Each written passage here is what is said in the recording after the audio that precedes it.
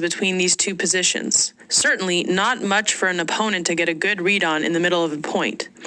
What makes it even more deadly is that with a sufficient amount of skill, the backhand roll can be executed on a ball that is contacted below the height of the net. This opens up the possibility of attacking more shots rather than being limited to only those that are above the net. Although it can be executed from either side, Ben primarily likes to use it from the left side when his backhand is his outside shot. He'll typically aim for the opponent down the line from him because that opponent is closest to him and has the least amount of time to react to the ball. He'll typically aim for the right hip of an opponent that is a right-handed player because that is the most difficult spot to effectively defend. If the opponent is a lefty, he'll aim for the left hip.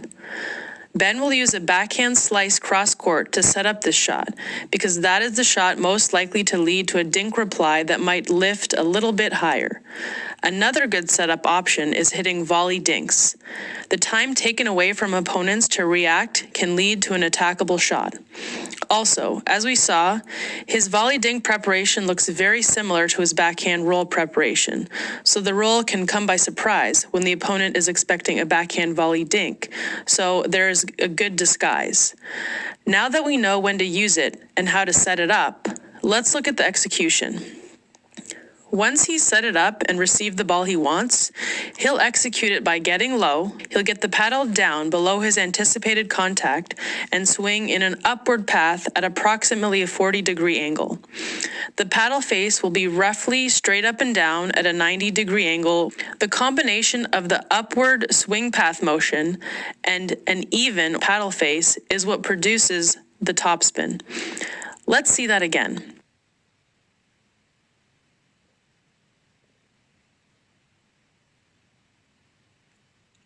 这是讲的 backhand roll。backhand roll 先打一个 cross dink。The correct motion alone is not enough. You will need to generate sufficient paddle speed in order to really get power on the shot and make it an effective attacking shot. As Ben outlines in the article, you'll need to do this by starting your swing with the portion of your arm from elbow to wrist tucked in so that it forms a roughly 90-degree angle with the portion of your arm from elbow to shoulder.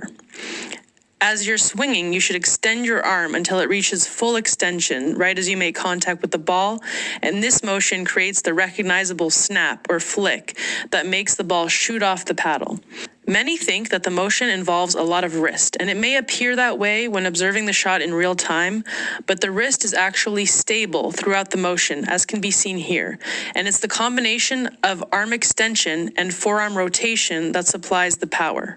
Let's look at it again from a different point of view.